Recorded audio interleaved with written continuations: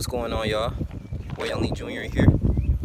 So, I finished while reading this book called The Color of Law. It was written by Richard Rothstein. Let me take a seat right here. So, the book, man, I got it from Impact back in January earlier this year, and from a Christian conference. And it really caught my eyes because I always want to understand about how redlining was pretty much established through the Federal Housing Act. I know a little information about it, but Richard Rothstein went into great detail of how it just this purpose, how it was implemented through Franklin Delano Roosevelt's presidency from 1933 to 1945. And this was interesting, man, because at the end of the day, I was just like, wow, like as African Americans, for the most part, it was really difficult for them to obtain any type of wealth, man. And as far as like moving into the suburban areas. Now, he did do the Worker Program Association, and that was supposed to allow not even African Americans, just Americans in general, to have the ability to, work and just get like, some different trades in and to boost their economy. Because remember, he was the president during the Great Depression, and so the reason why he was elected was because I feel like he was the spokesperson and a good leader to lead the economy in the right direction. Okay, especially after the Dust Bowl and all these things that were going on. But it did create a lot of millionaires because the people who saved their money and invested, they would begin to make profit. But for the most part, only benefit Caucasians, and that was the wrong thing that was going on in that particular moment. African Americans, I want to say the United Auto Workers back in Ford Company, they actually fought for their behalf. But at one time, I didn't know that Ford was it was a racist company. It did not, in certain areas, it did not allow for a long time, the 1930s, for African Americans to work for their company. And until then, they had different lawsuits and stuff like that, and the NAACP had the ability to step in. But what really caught my interest is that the suburban and the ghetto, it was a multi-generational thing. And people who were like professors, African Americans that had great credit, people who served in World War II, they wasn't even eligible to use their VA home loans. And the VA home loan, you can pretty much put a down payment on a house, or you don't have to put a down payment on a house, and you will receive that house like a low interest rate. You don't have to put no money down. In this particular moment, if they want to get like save a house like $75,000, they have to put like 20% down compared to someone else of a different race didn't have to. And that pretty much, it really just destroyed a lot of credibility during the Federal Housing Administration. And I remember in 1966, Chuck Hall, he was the mayor of Miami in that particular time, and he demolished a lot of African American homes down in the near downtown area, the Chrysler Freeway, and that's on 75 near Detroit, Michigan. That was actually established. Freeways and highways were created in order to just bump out of African American homes, and so white people can really migrate and work.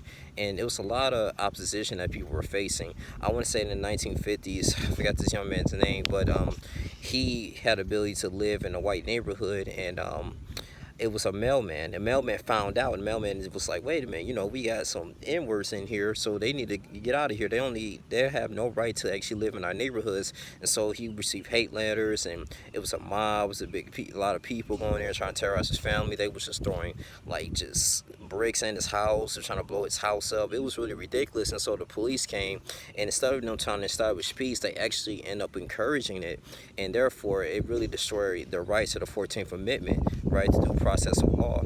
And I'm just thinking, like, man, the way he just broke it down in this book, man, it really explains a lot on how they really made it difficult financially and even just practically for African Americans to live and to be integrated. Now, of course, he talked about the Brown versus the Board of Education. Many African Americans believe that segregation was the right thing, but the only thing is about segregated is that the school performances were at an all-time low compared to those integrated, homes or integrated, communities. Because once you're in the segregated community, especially in the black community, we were just like air pollutants. I mean, we didn't have access to fresh foods, so therefore our foods were poisoned. it was just a lot of other things, a lack of opportunities, man. It was gangs, and a young child growing up in a ghetto, they can face a lot of opposition for them even to be successful, man. And as they grow older, it might be even more hard for them to actually just move out of the suburbs because they really made it very difficult. The HUD and people like in Dallas in 1995, they were actually sued, had a lawsuit for integration as well. But I mean, it was really a crime during the Jim Crow that if you was African American, despite your credit or despite if you was a professor and you lived in Levittown in the 1950s and you lived in a white neighborhood and you found out and the government found out, they were like, pretty much they would tell you to move out, or they would tell you, they would evict you, or you will go to jail. And a lot of African Americans were really discouraged by then, and so therefore it kind of forced them to live in urban communities. And this is kind of how it was formed. Now this was started in the early 1900s, man. Even I want to say before like Wall Street was burned down, and I just learned so much because I didn't really learn this in school, for the most part, man. And, I was always just trying to learn to get more motivated and more open-minded into African American history because, it's a rich history and it's pretty much important to know about this. During I want to say the President Obama administration, those who had housing vouchers known as Section 8, they can rent homes into urban communities with a little to no payment.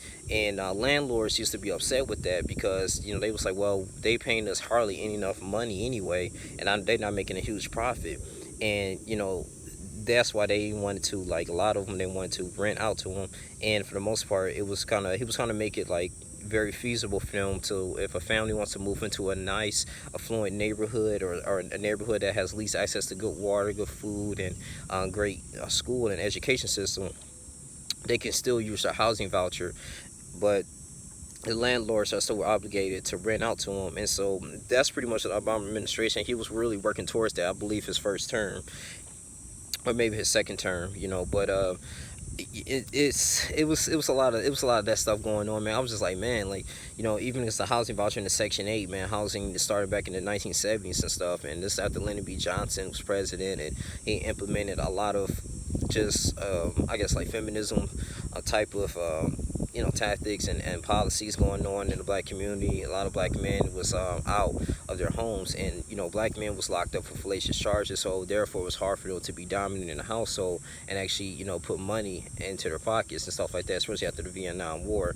But I mean, I was just thinking like, man, you served your country after the World War II, and you still have you're still not eligible to actually get a nice decent home in that particular time, man. It just shows a lot of things, man. I don't know how you broke down like the racism and how the redlining institution is still prevalent to this day. Now, a lot of things are changed, and you can still serve your country, still use the VA home loan, and regardless of race, you can go ahead and make get a nice home, purchase a nice home, especially if you're financially stable. They do like good credit, but for the most part, you just think like, wow, like why is certain section areas of America is really nice and certain areas is bad? Like I go to Atlanta, you got some people live under tents and highways, and then one section of Atlanta is pretty much just like a affluent area.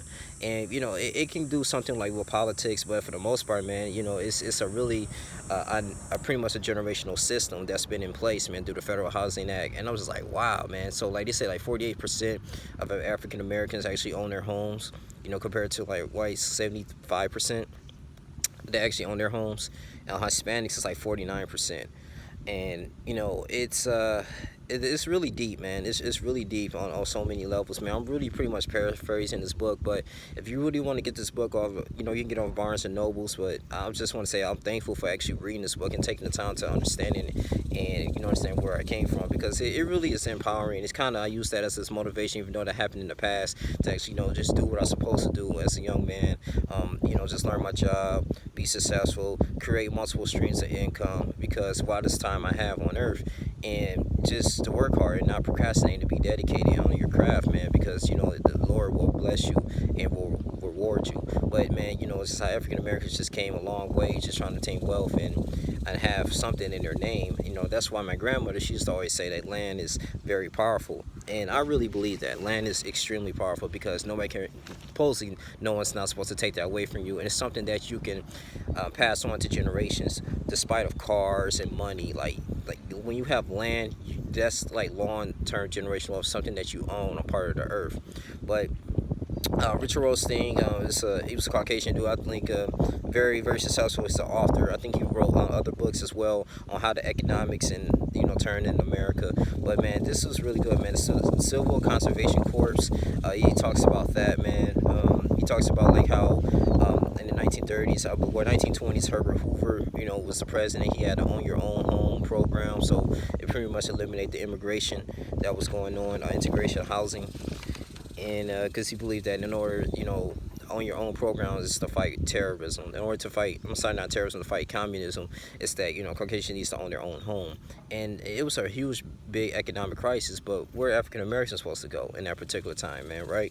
So they just moved in. Hey, you just gonna go into the urban communities, urban ghettos. Of course, we had the 1960 riots that happened, and it was really difficult for African American communities to really collectively come together economically and rebuild their own homes and stuff like that. And that's why we have like cities of Detroit and sometimes like Richmond, Virginia, Levittown, like these type of areas that have just pretty much abandoned buildings. It's a lot of people who actually had wealth and worked in those plants, and United Auto Workers, they left and lived somewhere else and rebuild, and had the government actually funded them so they can rebuild their communities, but they kind of neglected where minorities stayed at.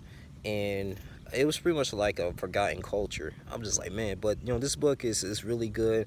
I really enjoyed this book, man. I'm like I said, just go ahead and get it, man. If you're really into history, you really want to understand like where history and how everything was formed up. Because I always want to understand like, wow, how is this is happening? Like I always kind of question, like the ghettos and the suburbs, and we supposed to be United States in one. But it's so deep, man. But Richard Rothstein, he did a great job just analyzing this book and writing it. Just go ahead and get it, man. But that's pretty much what I really want to say. I don't want to draw this video too long, so like, comment, subscribe. Thank you for all new subscribers, please. Thank you for taking the time out your day to actually listen to this video. I really appreciate that. And just enjoy the rest of your day, man. This is your boy Young Lee Jr. Color of Law. Great book, must read. Probably one of my top favorites compared to besides Think and Grow Rich. That's a really inspiring book that kind of changed my life for the better. So yeah, y'all share this video, man. Y'all take care. I am out. Deuces.